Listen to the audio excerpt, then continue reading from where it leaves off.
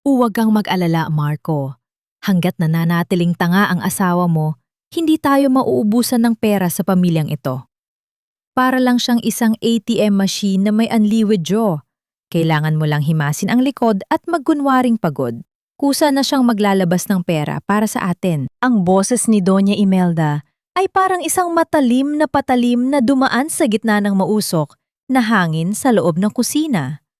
Ang bawat salita ay punong-puno ng pangungutya, isang tono ng boses na malayo sa malambing na biyenan na laging nagpapasalamat kay Gloria tuwing dumarating ang buwan ng sustento nito. Sa kabilang panig ng pinto, nanigas ang buong katawan ni Gloria. Hawak niya ang isang sandok habang ang kabilang kamay ay dahan-dahang humahawak sa gilid ng lababo upang hindi siya tuluyang matumba. Kasalukuyan siyang nagluluto ng sinigang na hipon, ang paboritong putahe ni Doña Imelda. Sa kabila ng katotohanan kanina pa, umiikot ang kanyang paningin dahil sa lagnat at pagod mula sa 12 oras na shift sa opisina. Naramdaman ni Gloria ang unti-unting paglamig ng kanyang mga daliri. Ang bawat patak ng pawis sa kanyang noo ay tila naging yelo na nagpapanginig sa kanyang buong pagkatao. Sa loob ng 10 taon, itinuring niya ang pamilya ni Marco na higit pa sa kanyang sariling laman at dugo. Nagtiis siya sa overtime, pinalipas ang gutom at isinantabi ang sariling mga pangangailangan para lamang masiguradong komportable ang buhay ng kanyang biyenan at ang luho ng kanyang asawa. Pero ma, paano kung mapansin niya ang nabawa sa joint account namin? Malaki-laki rin ang kinuha ko para sa down payment ng kondo ni Janine. Sagot ni Marco. Ang boses ng kanyang asawa ay walang bahid ng pagsisisi. Bagkus ay may kasama pang mahinang tawa, na tila ba isang biro lamang ang paglustay sa perang pinaghirapan ni Gloria sa ilalim ng init at puyat. Sus, si Gloria pa ba? Isang halik mo lang doon. Maniniwala na uli iyon na para sa investment ang kinuha mong pera. Masyado siyang bilib sa'yo, anak. Gamitin mo ang utak mo. Huwag kang magpahalata hanggat hindi pa natin nakukuha ang pirma niya sa dokumento ng bahay ni Rosa. Bumagsak ang sandok sa sahig. Ang tunog nito ay tila isang malakas na pagsabog sa pandinig ni Gloria. Bagaman sa katotohanan ay isa lamang itong tumpul na ingay na agad nilamon ng katahimikan ng gabi. Ang kanyang mga mata ay nanatiling nakako sa kumukulong sabaw sa harap niya. Ngunit wala na siyang makita kundi ang malabong anino ng kanyang sariling kamangmangan. Ang kanyang puso ay tila pinipiga ng isang dambuhalang kamay. Bawat pintig nito ay nagdadala ng hapdi na gumagapang mula sa kanyang dibdib hanggang sa kanyang lalamunan, na nag-iiwan ng mapait na lasa ng pagtatraydor. Ang init ng kalan ay hindi na niya nararamdaman dahil ang apoy ng galit at sakit na naglalaboy sa kanyang kalamnan ay higit na mas matindi. Paano nila nagawa ito? Paano nagawa ng lalaking pinangakuan siyang sasamahan sa hirap at ginhawa na ituring siyang isang kasangkapan lamang? Paano nagawa ng babaeng tinawag niyang ina na pagtawanan ang kanyang paghihirap habang kinakain ang pagkaing inihain niya sa mesa? Narinig ni Gloria ang mga yabag ng paa na papalapit sa pintuan ng kusina. Mabilis niyang pinunasan ang mga luhang hindi niya namalayang dumadaloy na pala sa kanyang namumutlang pisngi. Sinubukan niyang ayusin ang kanyang tayo, ngunit ang kanyang mga tuhod ay parang gawa sa marupok na kawayan na anumang oras ay bibigay. Bumukas ang pinto. Pumasok si Marco na may malawak na ngiti. Ang parehong ngiti na dati ay nagpapagaan ng lahat ng kanyang pagod. Ngunit ngayon ay nagdudulot lamang ng matinding pandidire sa kanyang sikmura. Love, ang bango naman yan. Gutom na si Mama. Kailan ba tayo kakain? Malambing na tanong ni Marco habang dahan-dahang yumayakap sa kanyang likuran. Ramdam ni Gloria ang init ng hininga ni Marco sa kanyang leeg. Isang haplos na dati ay nagbibigay sa kanya ng seguridad, pero ngayon ay tila ba gumagapang na uod sa kanyang balat. Nanatili siyang tahimik. Ang kanyang mga kamao ay nakakuyom sa ilalim ng apron. Sinisiguradong hindi niya masasaktan ang lalaking ito sa harap ng kumukulong kaldero. Sa gitna ng nakakabinging katahimikan, Isang tanong ang paulit-ulit na umaalingaw-ngaw sa isipan ni Gloria na tila isang sumpa. Hanggang kailan ko pa ba pipiliing hindi pansinin ang katotohanan kung sa bawat pagkakataong inuuna ko ang kapakanan nila ay lalo namang nauubos ang natitira kong lakas? Hanggang kailan ko ipagkakait sa sarili ko ang karapatang masaktan kung ang bawat sakripisyong ginagawa ko para sa kanila ay unti-unting binubura ang pagkataong matagal kong sinubukang ingatan? Naramdaman ni Gloria ang bahagyang paggalaw ng kamay ni Marco patungo sa kanyang bulsa. Tila may kinukuha itong dokumento. Sa sandaling yon, ang kanyang cellphone na nasa ibabaw ng lamesa ay biglang umilaw. Isang notification mula sa bangko ang lumabas sa screen, kasabay ng isang mensahe mula sa isang hindi kilalang numero na may kalakip na larawan ng kanyang asawa na may karga-kargang sanggol sa loob ng isang silid sa ospital. Napatigil si Marco. Ang yakap nito ay biglang humigpit, hindi dahil sa pagmamahal, kundi dahil sa gulat nang makita rin ang liwanag ng screen. Ang hangin sa loob ng maliit na kusinang yun ay tila biglang naubos. Sa pagitan ng kumukulong sinigang, ng peking yakap ni Marco at ng katotohanang nakabuyangyang sa screen ng kanyang telepono, naramdaman ni Gloria ang huling piraso ng kanyang pagkatao na tuluyan ng nawasa. Marco, ano ito? Mahinang tanong ni Gloria. Ang kanyang boses ay tila galing sa ilalim ng lupa, malamig at walang emosyon. Lumingon si Marco sa kanya. Ang ngiti sa labi nito ay unti-unting napalitan ng isang ekspresyong hindi pa kailanman nakita ni Gloria. Isang tingin na puno ng panganib at kawalan ng pakialam. Sino ang nagpadala sa iyo niyan? Ang boses ni Marco ay hindi na malambing. Ito ay naging matigas at banta sa kanyang pandinig. Hindi sumagot si Marco. Sa halip, mabilis niyang hinablot ang telepono mula sa kamay ni Gloria. Ang kanyang mga mata ay nanlilisik sa galit na tila siya paangdehado sa sitwasyong iyon. Ang katahimikan sa loob ng kusina ay naging kasing bigat ng tingga. Tanging ang tunog lamang ng kumukulong sabaw sa kalan ang nagbibigay ng ingay na tila ba tinutukso ang namumuong bagyo sa pagitan nilang dalawa. Sabi ko, sino ang nagpadala nito sa iyo? Nakikipagsabwatan ka na ba sa mga taong gustong manira sa akin? Ang boses ni Marco ay muling naging matalim. Isang direktang atake upang pagtakpan ang sarili niyang baho. Naramdaman ni Gloria ang panghihina ng kanyang mga tuhod, ngunit pinilit niyang manatiling nakatayo. Ang bawat salita ni Marco ay parang isang sampal na paulit-ulit na dumadapu sa kanyang namumutlang pisingi. Imbes na paliwanag o paghingi ng tawad, ang nakuha niya ay pagdududa at paninisi. Marco, ang litratong yon, ikaw yon, di ba? May anak ka na sa ibang babae habang ako halos magpakamatay sa trabaho para lang matustusan ang lahat ng luho ninyo? Ang boses ni Gloria ay nanginginig, hindi dahil sa takot, kundi dahil sa tindi ng sakit na tila ba sinusunog ang kanyang lalamunan. Bago pa makasagot si Marco, ang pinto ng kusina ay muling bumukas at pumasok si Doña Imelda na may dalang peking pag-aalala sa kanyang muka. Agad niyang nilapitan ang kanyang anak at hinawakan ito sa braso. Tila ba pinoprotektahan ng isang inosenteng bata mula sa isang kaaway. Iha, ano ba itong naririnig kong sigawan? Masama ang pakiramdam ko. Alam mo namang kailangan ko ng katahimikan. Ang bida ng biyenan ay puno ng pait. Tumingin siya kay Marco at pagkatapos ay kay Gloria. Ang kanyang mga mata ay tila nagbabanta. Huwag mong pagbintangan ang anak ko sa mga bagay na hindi mo naman napatutunayan. Maraming naiinggit sa atin, Gloria. Baka naman gawa-gawa lang yan ang mga kaaway ni Marco sa negosyo. Isang mapait na ngiti ang sumilay sa labi ni Gloria. Ang mag-ina ay tila may nakahandang script para sa bawat kasinungalingan nila. Naramdaman niya ang init ng lagnat na lalong tumitindi, ngunit ang kanyang isip ay biglang naging malinaw. Isang linaw na dala ng kabiguan. Negosyo? Anong negosyo, ma? Ang negosyong gamitin ang pera ko para sa ibang babae? Hinarap ni Gloria ang biyenan. Ang kanyang tingin ay hindi na yumuyuko gaya ng dati. Biglang nagbago ang timpla ng mukha ni Marco. Mula sa pagiging agresibo, Bigla itong lumambot. Huminga siya ng malalim at lumapit kay Gloria, pilit na hinahawakan ang kanyang mga kamay na tila ba siya ang pinakaapi sa mundo. Han, please, listen to me. Iyan ang dahilan kung bakit kailangan nating pag-usapan ang dokumentong ito. Mabilis niya kinuha ang isang folder mula sa kanyang bag na nakapatong sa mesa.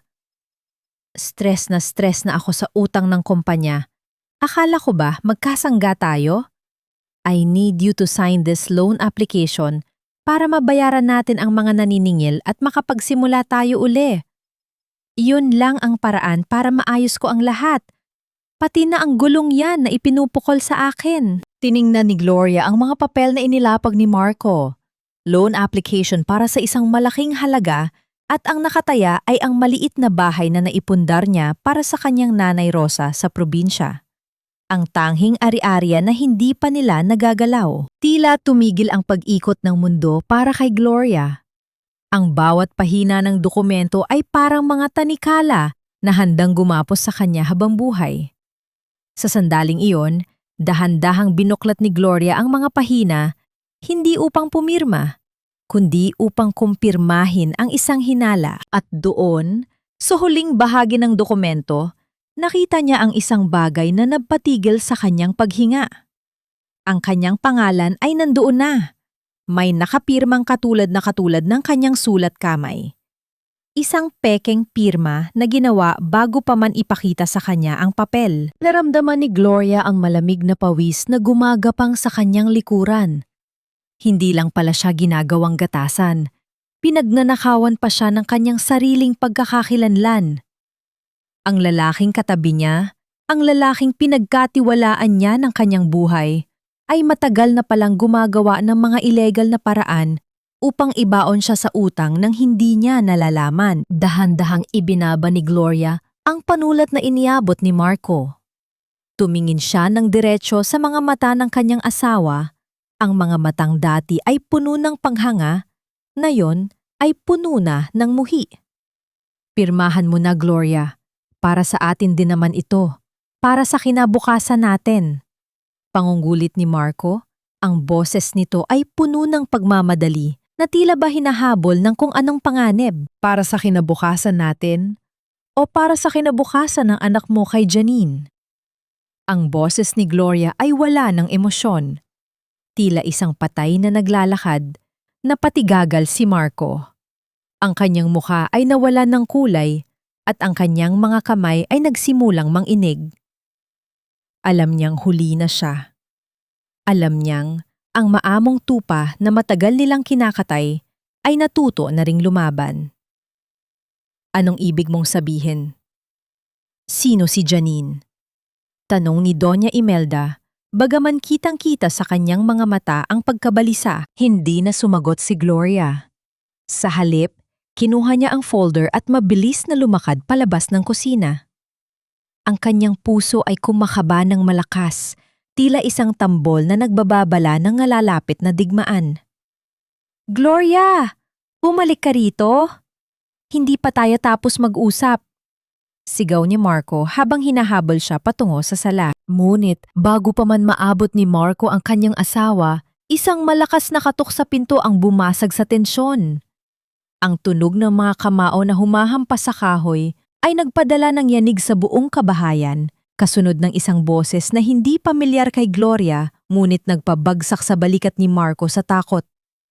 Marco, alam namin yan ka!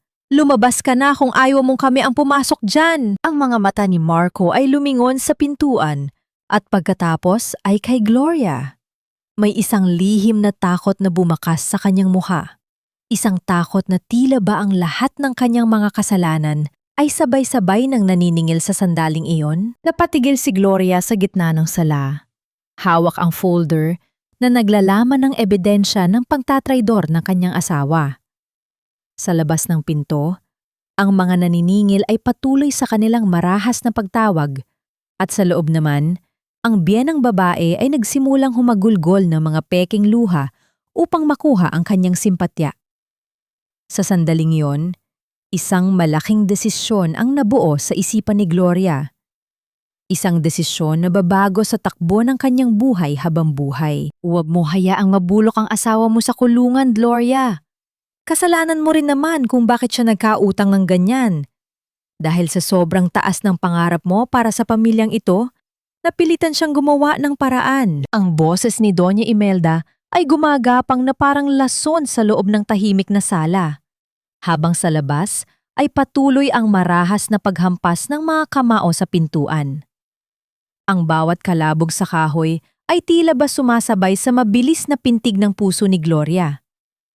Ngunit ang mas masakit ay ang mga salitang lumalabas sa bibig ng kanyang binan. Sa gitna ng panganib, nakuha pa rin ng matanda na baligtarin ang sitwasyon at isisi sa kanya ang lahat. Napatingin si Gloria sa kanyang mga kamay. Mga kamay na puno ng kalyo mula sa pagtatrabaho sa harap ng computer.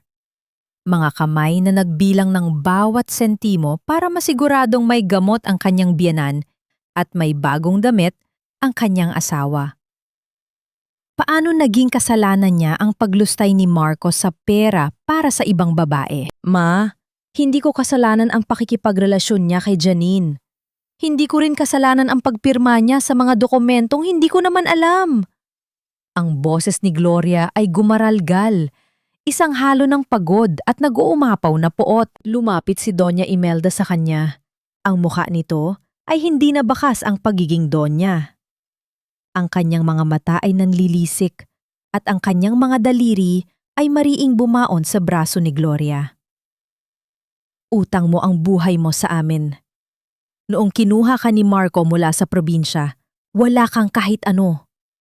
Kami ang nagbigay sa'yo ng pangalan. Kami ang nagpakain sa'yo. Na yun na kailangan ka ng asawa mo, magdadamot ka? Ibigay mo ang passbook ng savings mo para sa operasyon ko sana. Ibayad mo muna sa mga taong yan. Naramdaman ni Gloria ang isang matalim na kirot sa kanyang puso. Ang perang binabanggit ng biyenan ay ang ipon niya para sa maintenance ng kanyang nanay Rosa. Ang kaisa-isang pondo na nakatabi para sa kaligtasan ng sarili niyang ina. Ang utang na loob na laging ipinamumuka sa kanya ay tila isang mabigat na kadena na sumasakal sa kanyang leeg. Pilit siyang hinihila pababa sa kumunoy ng pagdurusa. Sa kabilang sulok, si Marco ay nakaluwod na sa sahig, nakatakip ang mga kamay sa kanyang tainga habang nanginginig sa takot. Ang dating hambog na asawa ay tila isang basang sisiw na hindi man lang magawang harapin ang mga taong pinagkakautangan niya. Gloria, please, ibigay mo na ang hinihingi ni Mama. Kapag pumasok sila rito, papatayin nila ako. Pagsusumamo ni Marco, ang kanyang boses ay puno ng kaduwagan na nagpadiri kay Gloria. Ang ingay sa labas ay biglang tumigil. Ngunit pinalitan ito ng isang mas nakatatakot na tunog. Ang pagpihit ng doorknob at ang marahang paglangit-ningit ng kahoy na tila ba unti-unti nang bumibigay sa puwersa mula sa labas. Ang bawat hibla ng katahimikan ay tila ba binubutas ng takot. Tumingin si Gloria sa kanyang biyenan at pagkatapos ay sa kanyang asawa. Sa unang pagkakataon sa loob ng 10 taon, nakita niya ang mga ito hindi bilang pamilya, kundi bilang mga linta na unti-unting sumisipsip sa kanyang buhay. Hindi ko ibibigay ang pera ni Nanay Rosa. Ang boses ni Gloria ay naging matigas na parang bato. Bahala kayong ayusin ang gulo ninyo. Isang malakas na sampal ang dumapo sa pisingi ni Gloria. Ang impact ng pala ni Doña Imelda ay naging sanhi ng pagkakita niya ng mga bituin at ang lasa ng dugo ay agad na kumalat sa kanyang bibig. Wala kang utang na loob. Matapos kitang ituring na anak, ganito ang igaganti mo. Sigaw ni Doña Imelda, ang kanyang boses ay puno ng pagkamuhi. Sana pala ay hinayaan na lang kita doon sa bukid ninyo, kasama ang ulyanin mong ina. Napahawak si Gloria sa kanyang pisingi. Ang sakit ng sampal ay hindi hihigit sa sakit ng pang-iinsulto sa kanyang ina. Dahan-dahan niyang kinuha ang kanyang bag at ang folder ng mga peking dokumento. Ang kanyang paningin ay nanatiling diretsyo, walang bakas ng luha. Ang ina ko na tinatawag ninyong ulyanin, Siya ang nagturo sa akin na ang danggal ay hindi nabibili ng pera. Kayo, wala kayong kahit katiting na dangal. Mahinahon, ngunit mapangwasak na sabi ni Gloria. Tumalikod siya upang lumakad patungo sa likurang pinto ng bahay. Ngunit, napatigil siya nang marinig ang huling hirit ni Doña Imelda sa kanyang anak na si Marco. Hayaan mo na ang babaeng yan, Marco. Puntahan mo na si Janine doon sa Greenview Heights. Siguradong tutulungan ka noon. Mas may pera ang pamilya ni Janine kaysa sa pira-pirasong sahod ng asawa mo. Ang impormasyong iyon ay tumimo sa isipan ni Gloria na parang isang palaso. Greenview Heights, ang lugar kung saan matatagpuan ang ebidensya ng pantataksil at ang kinaroroonan ng babaeng kasabwat ng kanyang asawa. Lumabas si Gloria sa likurang pinto, sinalubong ng malamig na hangin ng gabi at ang madilim na pasilyo ng kanilang subdivision. Ang kanyang puso ay punong-puno ng galit, ngunit ang kanyang isip ay nagsimula ng bumuo ng isang plano. Hindi na siya ang Gloria na tahimik na nagtitiis. Habang naglalakad palayo, narinig niya ang tuluyang pagkawasak ng pintuan sa harap ng kanilang bahay. Kasunod ang mga sigaw ng takot ni Marco at ang galit na boses ng mga naniningil. Ngunit hindi na siya lumingon. Isang tanong ang nanatiling nakasabit sa kanyang gunita, habang mabilis na binabaybay ang daan patungo sa kalsada. Kung ang bawat sakripisyong ibinigay ko ay nauwi lang sa isang sampal at pagtataksil, karapat-dapat pa bang makaramdam ako ng awa sa mga taong pilit akong binabaon sa limot? Sa gitna ng kadiliman, nakita ni Gloria ang isang itim na sasakyan na nakatigil sa dulo ng kanto. Ang headlight nito ay biglang bumukas at tumama ng diretso sa kanyang mga mata na tila ba may naghihintay sa kanya sa gitna ng gabing iyon? Hindi mo ba alam, Gloria? Matagal ka na niyang ginagawang katatawanan sa harap ko. Sabi ni Marco, para kang isang makalumang makina na kailangang langis-langisan ng kaunting lambing para lang maglabas ng pera. Ang boses ni Janine ay kasing tamis ng pulot, ngunit kasing pait ng lason sa pandinig ni Gloria. Nakatayo si Gloria sa tapat ng isang marangyang unit sa Greenview Heights.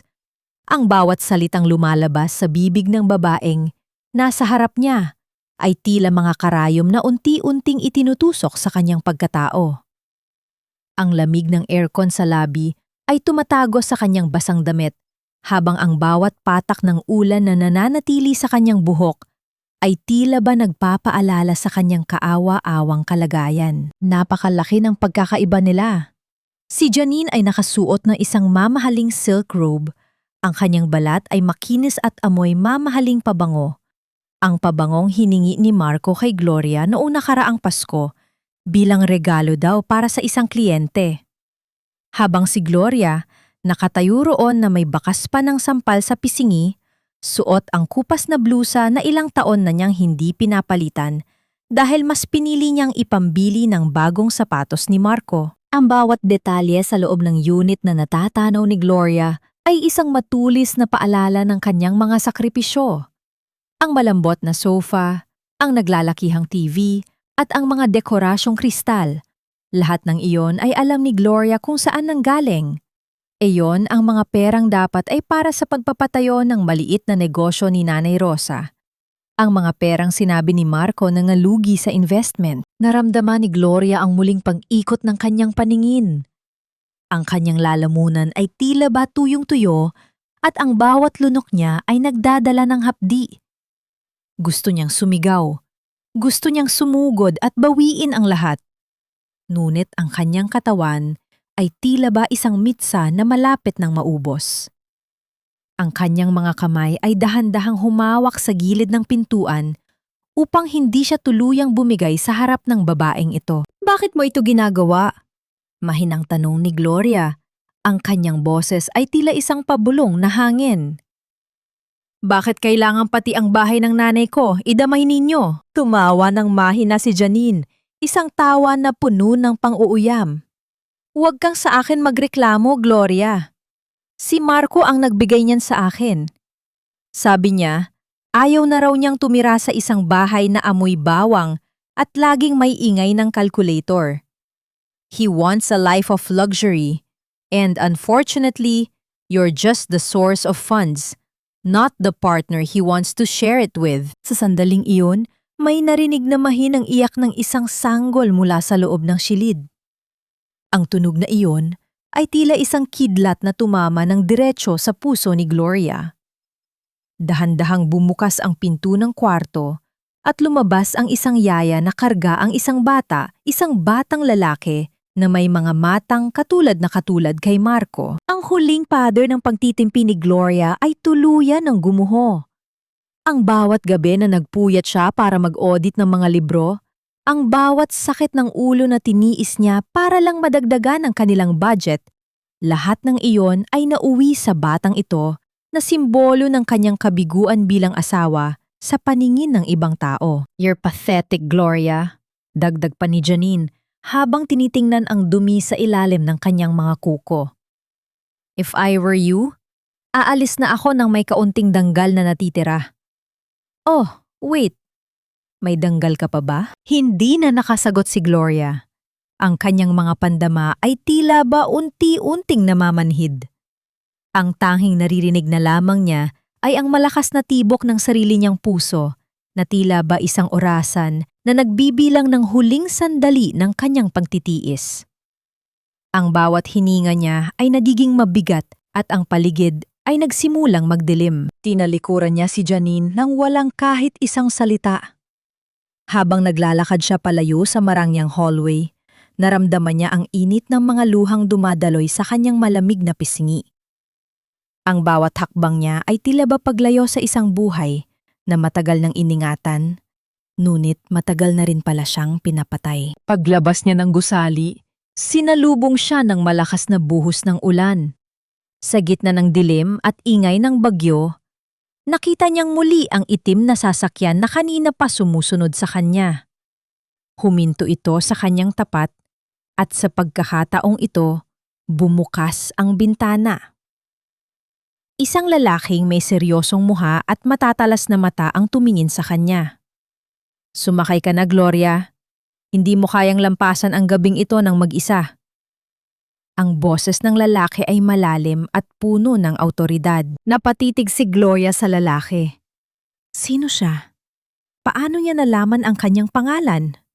Sa gitna ng kanyang kawalan ng pag-asa, ang misteryosong estrangerong ito ba ay isang anghel na magliligtas sa kanya? O isa na namang patibong na handang sumilos sa kanyang sugatang puso? Lumingon si Gloria sa huling pagkakataon sa itaas ng gusali, sa unit kung saan nandoon ang lahat ng kanyang pinaghirapan na tinatamasa ng iba. Sa isang iglap, ang kanyang takot ay napalitan ng isang malamig at matalim na determinasyon. Bakit ako ang kailangang magdusa sa ulan? Habang sila ay nagpapakasasa sa ilalim ng bubong na ako ang nagbayad. Dahan-dahang binuksan ni Gloria ang pinto ng sasakyan at sumakay.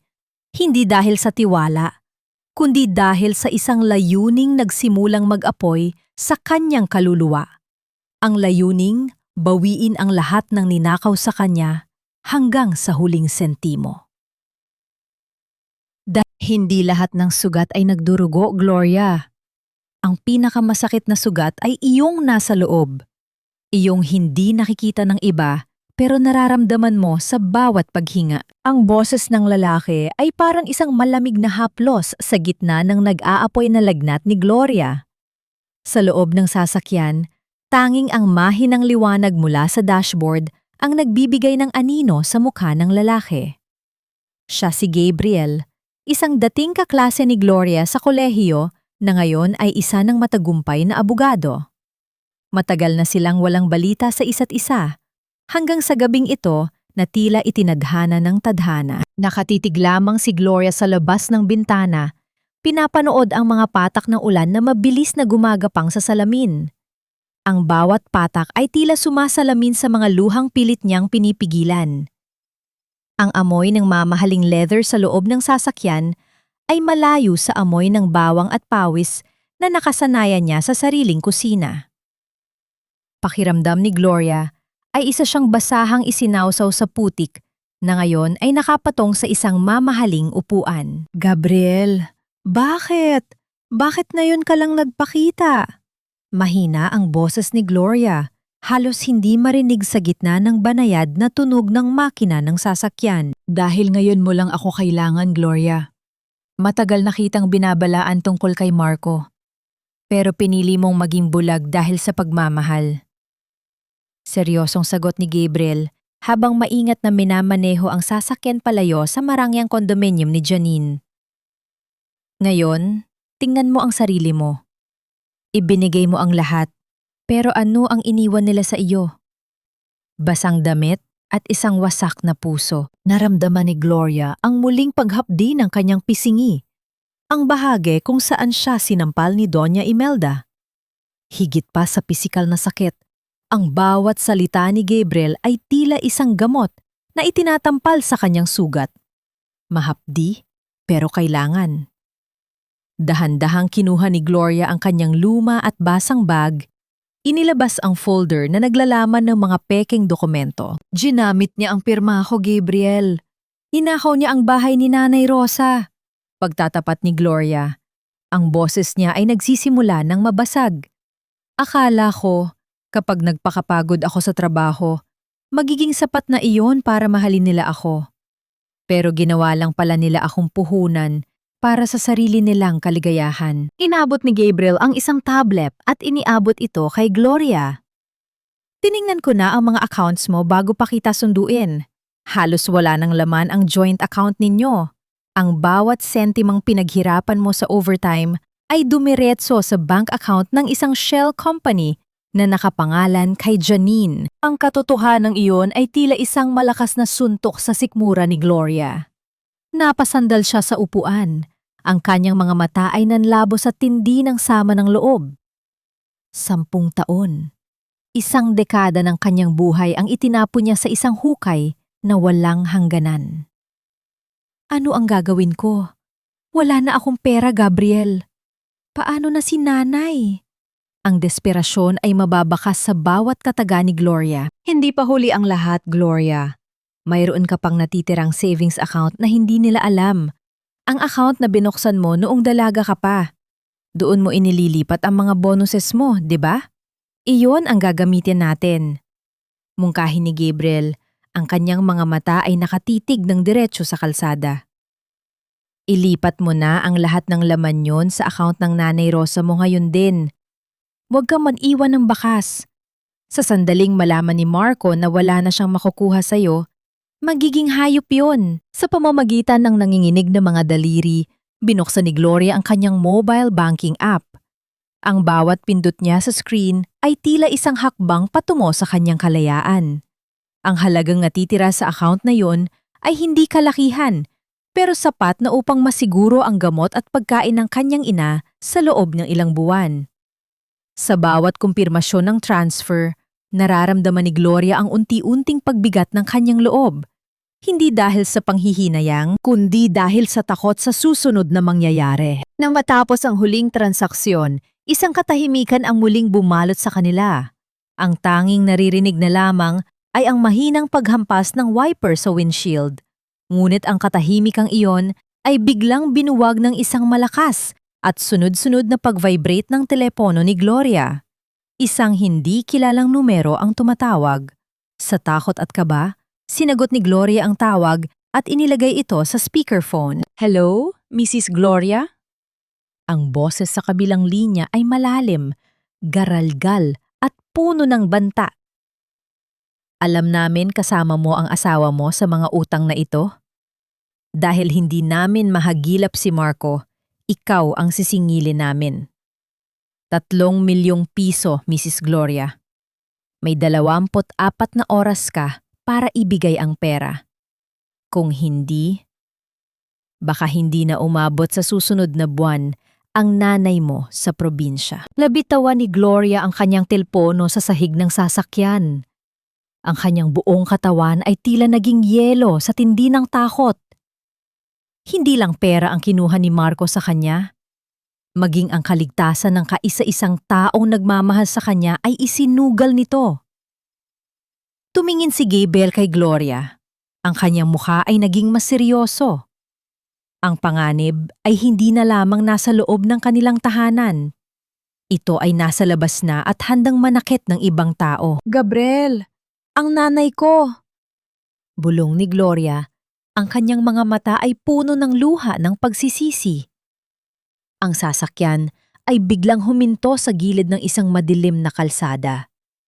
Sa gitna ng dilim, ang headlight ng sasakyan ay tumama sa isang luma at abandonadong gusali kung saan may ilang anino ng mga lalaki na tila naghihintay sa kanila. Akala ko ay ligtas na ako sa mga bisig ng isang kaibigan. Ngunit ang bawat hakbang ko palayo sa apoy ay tila ba paglapit sa isang mas malaking sunog. Ang boses ni Gloria ay nanginginig habang nakatingin sa mga aninong papalapit sa sasakyan ni Gabriel. Ang kanyang mga kamay ay mahigpit na nakakapit sa strap ng kanyang bag, ang tanging proteksyon na mayroon siya laban sa mundong tila gustong lumamon sa kanya ng buo. Sa loob ng sasakyan, ang amoy ng luma ngunit malinis na tela ay tila sumasakal sa kanya, isang kabaligtaran sa sariwang hangin na dati niyang nilalanghap sa probinsya. Huwag kang matakot, Gloria. Sila ang mga tauhan ko. Mahinahong sabi ni Gabriel habang dahan-dahang pinapatay ang headlight ng sasakyan. Hindi tayo pwedeng bumalik sa bahay niyo. Doon tayo pupunta sa isang ligtas na lugar kung saan hindi ka mahahanap ng mga linta ni Marco. Ngunit ang isipan ni Gloria ay hindi mapanatag. Ang banta sa kanyang nanay Rosa ay tila isang malaking pako na nakabaon sa kanyang dibdib. 3 milyong piso. Isang halaga na kahit magtrabaho siya ng 10 taon pa, ay hindi niya kayang buuin sa loob lamang ng isang araw. Naramdaman ni Gloria ang pagtulo ng isang malamig na pawis mula sa kanyang sentido, kasunod ng isang matinding panghinginig ng kanyang mga balikat. Dahan-dahang kinuha ni Gabriel ang isang bote ng tubig at inabot ito sa kanya. Ang init ng mga daliri ni Gabriel nang sandaling magkadikit ang kanilang mga balat ay nagbigay ng isang kakaibang kuryente kay Gloria, isang paalala na hindi siya nag-iisa. Ngunit kasabay nito ay ang takot na baka madamay din ang kaisa-isang taong tumutulong sa kanya. Gabriel, paano ang nanay? Ang mga taong yon, seryoso sila. Bulong ni Gloria habang nakatingin sa madilim na kalsada. Alam ko, kaya kailangan nating maging mas matalino kaysa sa kanila. Sagot ni Gabriel, ang kanyang boses ay puno ng determinasyon. Hindi mo kailangang bayaran ng utang na hindi mo naman ginawa. Ang dokumentong hawak mo, ang pekeng pirma, yan ang alas natin. Pero bago natin yan gamitin sa korte, kailangan muna nating ilabas ang tunay na kulay ni Marco sa harap ng lahat. Biglang tumunog muli ang telepono ni Gloria. Sa pagkakataong ito, hindi ang mga naniningil. Pangalan ni Marco ang lumabas sa screen. Nagkatinginan sila ni Gabriel. Sa senyas ng abogado, sinagot ni Gloria ang tawag. Pilit na pinapakaalma ang kanyang naghihingalong hininga. Gloria, nasaan ka ba? Kanina pa kami nag-aalala ni Mama. Ang boses ni Marco sa kabilang linya ay punong-puno ng pekeng pag-aalala. Ngunit bakas ang panginginig ng kanyang boses. Please, bumalik ka na rito. May magandang balita ako. Nakahanap na si Mama ng investor para sa negosyo ko. Gusto ka nilang makilala. Magkita-kita tayo bukas ng gabi sa Casa Filipino. Maghahapunan tayo para sa selebrasyon ng bagong simula natin. Isang mapait ng ngiti ang sumilay sa labi ni Gloria. Selebrasyon? Bagong simula? Alam niyang ang investor na sinasabi ni Marco ay wala, kundi isa na namang paraan upang makuha ang kanyang pirma o ang kanyang pera para pambayad sa mga naniningil. Ang huling hapunan na ito ay hindi para sa selebrasyon, kundi isang bitag. Sige Marco, darating ako. Maikling sagot ni Gloria. Ang kanyang boses ay hindi na nanginginig. Ito ay naging kasing lamig ng bakal. Pagkababa ng telepono, naramdaman ni Gloria ang isang kakaibang pakiramdam sa kanyang loob. Ang takot ay unti-unting napapalitan ng isang matinding poot. Tumingin siya sa kanyang singsing sa daliri, ang gintong simbolo ng kanyang sumpa sa simbahan. Dahan-dahan niya itong inikot Naramdaman ang gasgas sa ilalim nito. Ang singsing na ito ay hindi pala ginto, kundi isang bakal na kinalawang na sa loob ng 10 taon ng kasinungalingan. Gagamitin natin ang hapunan na yan, Gabriel. Sabi ni Gloria, ang kanyang mga mata ay nanlilisik sa dilim. Gusto nilang magdiwang? Ibibigay ko sa kanila ang pagdiriwang na hindi nila makakalimutan habang buhay. Sigurado ka ba, Gloria? Mapanganib ang gagawin mo. Babala ni Gabriel, bagaman bakas sa kanyang muka ang paghanga sa katapangan ng babaeng nasa harap niya. Matagal na akong nasa panganib, Gabriel. Nayon, ako naman ang magiging panganib sa kanila. Habang dahan-dahang umaandar ang sasakyan patungo sa isang tagong subdivision, naramdaman ni Gloria ang muling paghapdi ng kanyang tiyan sa gutom at pagod. Ngunit imbes na manghina, ang sakit na iyon ay nagsilbing gasolina sa kanyang nag-aapoy na plano. Isang tanong ang nanatiling nakaukit sa kanyang isipan habang pinagmamasdan ang naglalakihang mga puno sa gilid ng kalsada na tila ba mga higanting nagbabantay. Hanggang saan kaya ang kayang gawin ng isang pusong matagal na pinatigas ng pang-aapi bago ito tuluyang mawasak at maging isang sandata ng katarungan. Nang huminto ang sasakyan sa tapat na isang tahimik na bahay, nakita ni Gloria ang isang maliit na bintana kung saan may nakasabit na krus. Sa gitna ng lahat ng gulo, ang krus na iyon ay tila nagpapaalala sa kanya na may hangganan ang lahat ng pagdurusa, ngunit ang daan patungo sa kapayapaan ay kailangang dumaan sa gitna ng matinding bagyo. Ang kapal naman ng mukha mo na mag-order ng pinakamahal na champagne, Marco. Gayong alam nating lahat na wala ka namang pambayad kahit sa isang baso ng tubig sa restaurang ito. Ang tinig ni Gloria ay hindi lumagpas sa isang bulong. Ngunit ang talim ito ay tila humiwa sa masayang kalyo sa loob ng Casa Filipino. Nakaupo sila sa isang bilog na mesa na may telang puti sa ilalim ng dambuhalang mga chandelier na gawa sa kristal. Ang bawat kislap ng ilaw ay tila nagpapamuha sa kintab ng kasinungalingang bumabalot sa pamilyang nasa harap niya. Sa kabilang panig ng mesa, si Doña Imelda ay nakasuot ng kanyang pinakamagarang terno, habang si Marco ay panay ang ngiti sa isang lalaking ipinakilala nilang investor. Isang lalaking mukhang mas marami pang itinatagong sikreto kaysa sa puhunan. Ang amoy ng inihaw na litson at mamahaling pabango ay humahalo sa hangin. Isang timpla na dati ay nagpapasaya kay Gloria, ngunit na yon ay nagpapaalala lamang sa kanya ng bawat pisong ninakaw sa kanyang pawis. Ija, huwag ka namang ganyan. Selebrasyon ito! Malambing na sabi ni Doña Imelda habang hinahaplos ang kamay ni Gloria. Ang kanyang mga daliri, na punong-puno ng mga singsing na galing din sa pera ni Gloria, ay tila mga galamay na gustong sumakal muli sa kanya. Kapag napirmahan mo na ang mga huling papeles na dala ni Mr. Sai, hindi lang tayo basta yayaman. Mababayaran pa natin ang lahat ng stress na idinulot ng mga naniningil na yon. Tumingin si Gloria sa dokumentong nakalatag sa tabi ng kanyang plato ng pagkain. Isang kasunduan sa pagbebenta ng lupain ng kanyang ina. Ramdam niya ang panginginig ng kanyang mga kamay sa ilalim ng mesa. Ang kanyang mga kuko ay mariing bumaon sa kanyang palad hanggang sa makaramdam siya ng hapdi.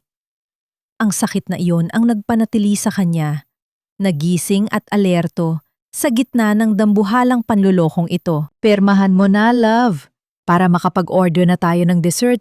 Gutom na si Mama. Sabi ni Marco. Ang kanyang boses ay puno ng pagmamadali.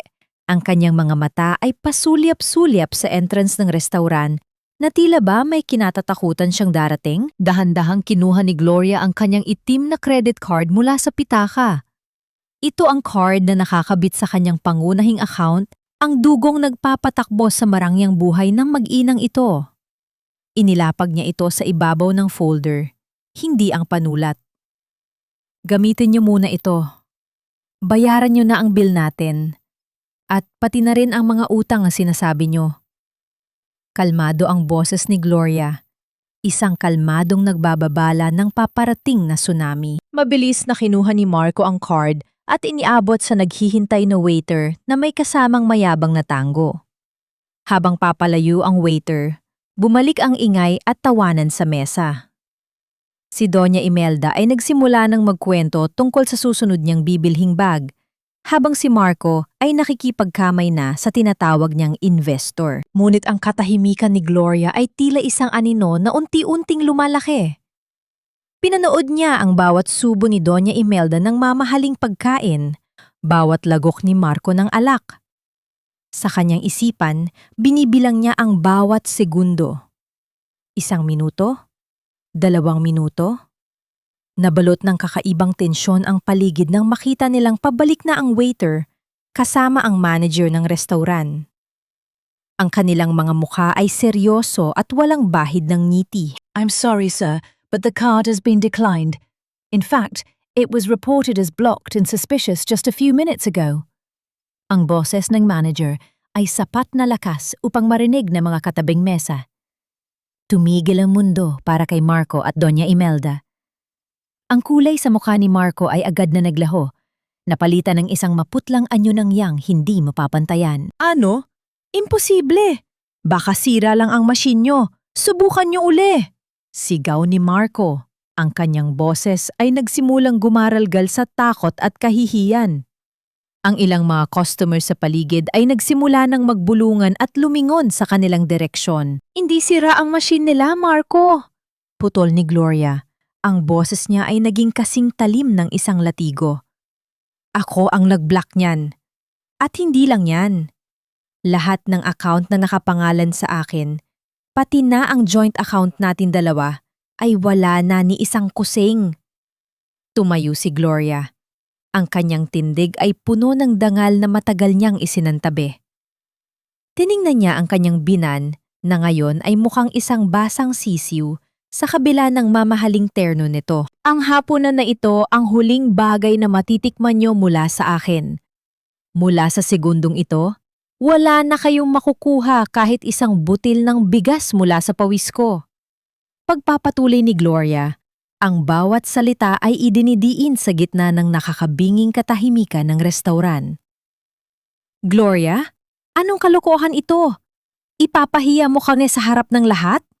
Naninginig na sigaw ni Doña Imelda, ang kanyang mga kamay ay humahawak sa kanyang dibdib na tila aatakihin sa puso. Kayo ang nagpahiya sa sarili nyo noong pinili ninyong magnakaw at magtaksil.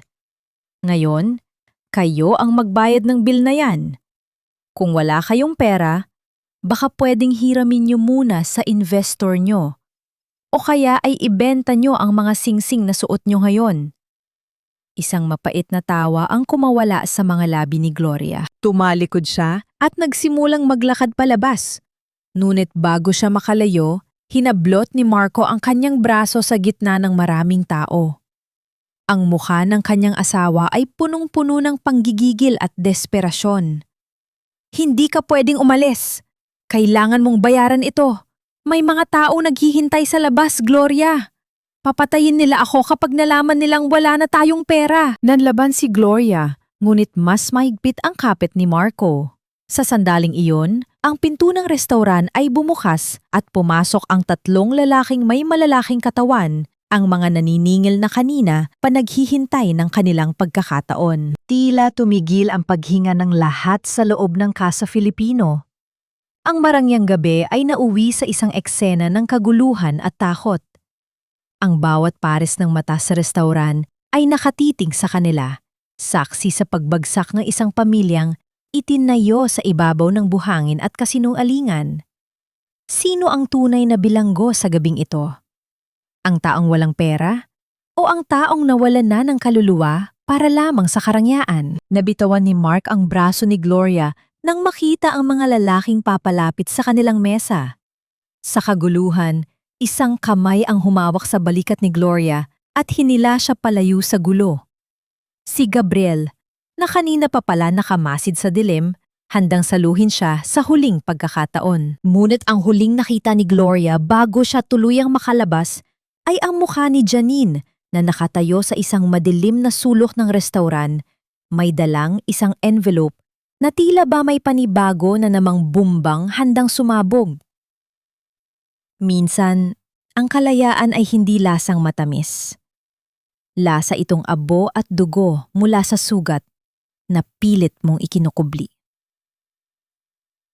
Ang bawat hakbang ni Gloria palabas ng Casa Filipino ay tila paglalakad sa ibabaw ng mga bubog. Ramdam niya ang panginginig ng kanyang buong katawan. Ang bawat himaymay ng kanyang kalamnan ay tila sumisigaw sa pagod at emosyong hindi na niya kayang dalhin.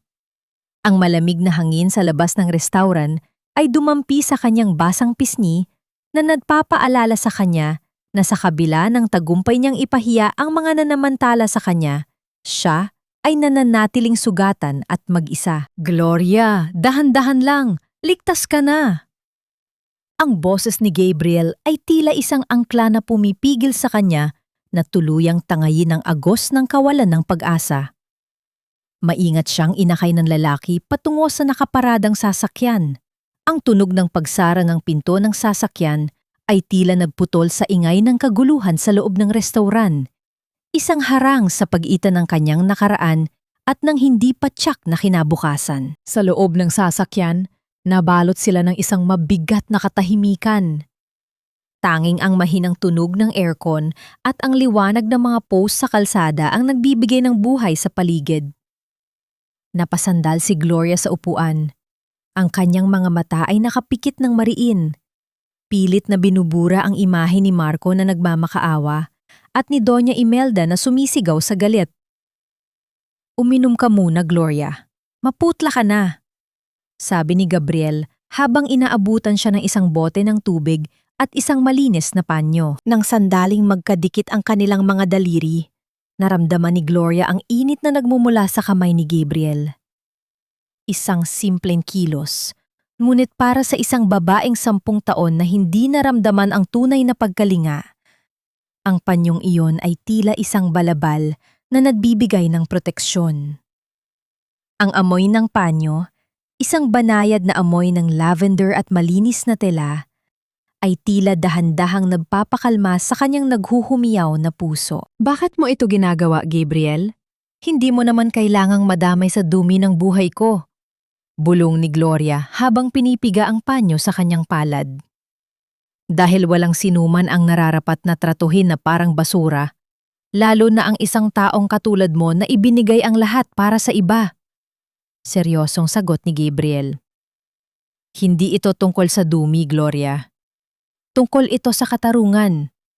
At pangako, hindi kita iiwan hanggang sa mabawi mo ang lahat. Habang binabaybay nila ang daan, patungo sa isang ligtas na bahay sa labas ng lungsod, biglang umilaw ang telepono ni Gloria. Isang mensahe mula sa isang hindi kilalang numero.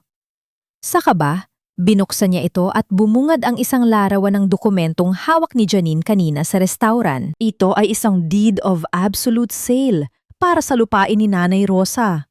Ngunit may kalakip na isang liham mula sa isang abogado. Nakasulat doon na ang dokumento ay valid dahil sa pirma ni Gloria. Ang pirma na alam niyang peke, ngunit hindi niya alam kung paano naging kasing tulad ng sa kanya. Sa ilalim ng mensahe ay may nakasulat na maikling kataga mula kay Janine. Akala mo ba panalo ka na? Isang pirma mo lang sa checkout kanina, pero ang pirma mo rito ang magpapatalsik sa nanay mo sa lupang kinalakihan niya. See you in court, ex-wife. Naramdaman ni Gloria ang paglamig ng kanyang sikmura. Ang panalo niya kanina ay tila ba naging isang mitsa lamang para sa isang mas malaking pagsabog. Si Janine ay hindi lang basta kabit. Isa siyang mapanganib na kalaban na handang gamitin ang batas upang wasakin ang huling pag-asa ni Gloria. Gabriel, tingnan mo ito. Nang hihinang iniabot ni Gloria ang telponyo. Binasa ni Gabriel ang mensahe at ang kanyang panga ay mariing nagtagpo. Ang kanyang mga mata na dati ay puno ng malasakit ay napalitan ng isang matalas sa tingin ng isang abogadong handang makipagdigma. Huwag kang mag-alala. Ang bawat peking pirma ay may bakas ng kasinungalingan. Hindi nila alam kung sino ang kinalaban nila. Sabi ni Gabriel, ang boses ay puno ng awtoridad na nagbigay ng kaunting lakas kay Gloria. Huminto ang sasakyan sa tapat ng isang maliit at tahimik na bahay na napapalibutan ng matataas na bakod. Sa gitna ng kadiliman ng gabi, ang bahay na iyon ay tila isang kublihan mula sa bagyong pilit na sumisira sa kanyang pagkatao.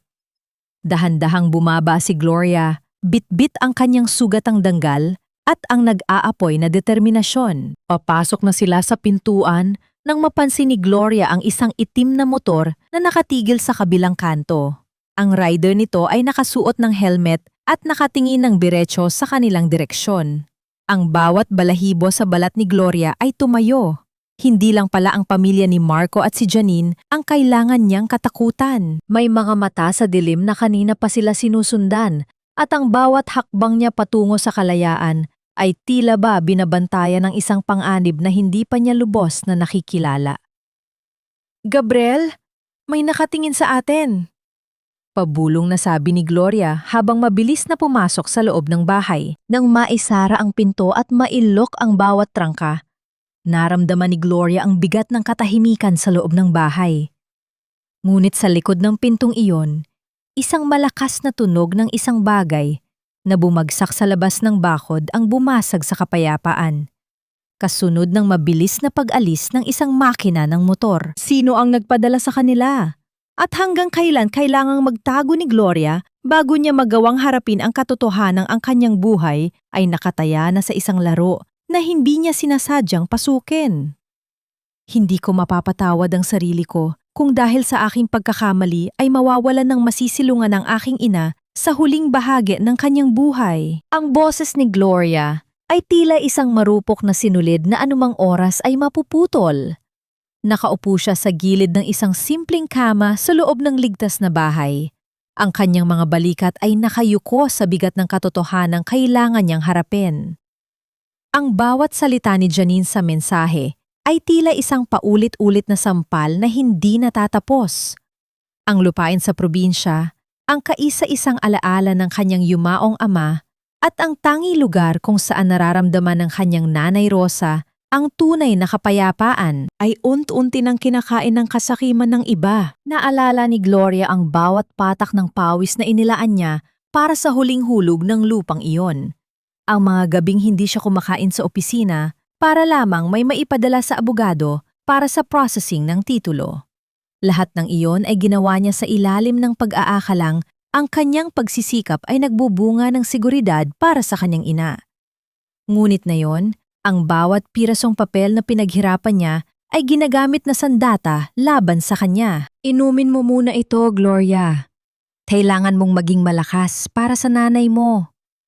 Lumapit si Gabriel at inilapag ang isang mainit na tasa ng tsaa sa maliit na lamesa sa tabi ng kama. Ang usok mula sa tsaa ay dahan-dahang pumapailan lang na nagbibigay ng kaunting init sa malamig na silid. Ang bawat kilos ni Gabriel ay puno ng pag-iingat. Tila ba isa siyang eksperto sa pag-aalaga ng isang pusong? Bawat sandali ay nanganganib na mabasag. "Gabriel, paano nila nagaya ang pirma ko ng ganoon kaperpekto?" tanong ni Gloria habang nakatitig sa kawalan. 10 taon akong naging maingat. Pero sa isang iglap, tila ba mas kilala pa nila ang kamay ko kaysa sa akin? Umupo si Gabriel sa isang silya sa harap niya. Ang kanyang mga mata ay seryoso at puno ng talino. "May mga taong propesyonal sa paggawa niyan, Gloria. Pero hindi ang pirma ang mahalaga rito. Ang mahalaga ay ang intent o ang layunin sa likod ng dokumento. Ipapakita natin sa korte na wala kang dahilan para ibenta ang lupang yan, lalo na't yan ang tanging tinitirhan ng ina mo. Gagamitin natin ang mga record ng remittance mo at ang katotohanang si Marco ang may malaking utang sa labas." Naramdaman ni Gloria ang bahagyang paggaan ng kanyang loob. Ngunit ang kaba sa kanyang dibdib ay muling bumalik nang maalala ang motor na nakita niya sa labas. Ang bawat tunog ng kuliglig sa labas ng bahay ay tila ba nagiging babala ng isang paparating na panganib. Ang katahimikan ng gabi ay hindi na nagbibigay ng kapayapaan. Ito ay nagbibigay ng puwang, para sa kanyang mga takot na lumaki. Kailangan kong tawagan si nanay, biglang sabi ni Gloria. Mabilis niyang kinuha ang kanyang telpono at dahan-dahang pinindot ang numero ng kanilang bahay sa probinsya. Matagal bago sumagot ang kabilang linya. Ang bawat tunog ng pagring ay tila isang taon sa pakiramdam ni Gloria.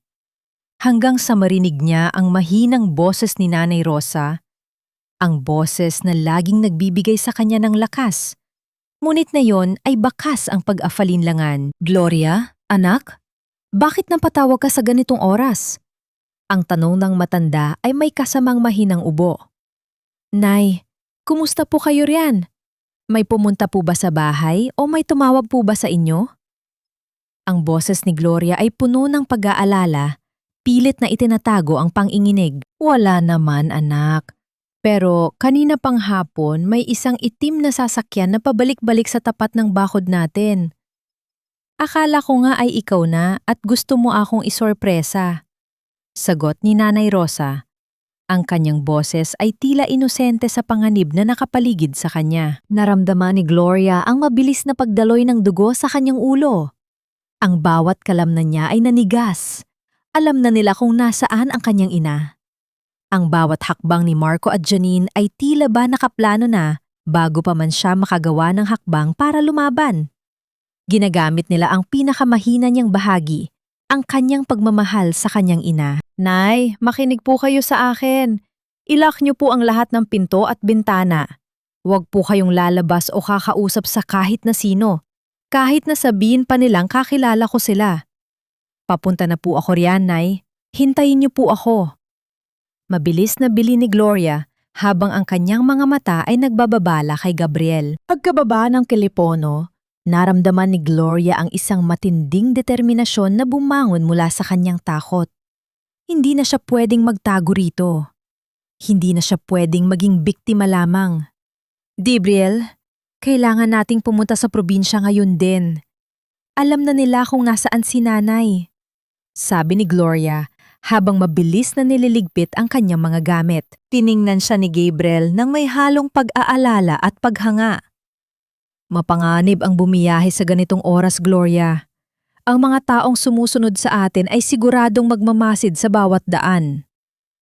Mas mapanganib kung mananatili ako rito habang ang ina ko ay nasa panganib. Matigas na sagot ni Gloria. Dahan-dahang tumayo si Gabriel at kinuha ang susi ng sasakyan. Sige, gagamitin natin ang lumang daan sa gilid ng bundok. Pero tandaan mo, Gloria, sa sandaling lumabas tayo sa pintong ito, wala na tayong balikan. Nang buksan ni Gabriel ang pinto, ang malakas na ihip ng hangin ay pumasok sa loob na tila ba isang babala ng paparating na bagyo.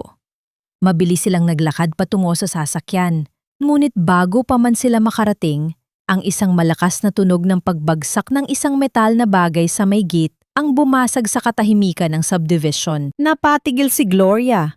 Ang kanyang paningin ay nakatutok sa gate na ngayon ay dahan-dahang bumubukas.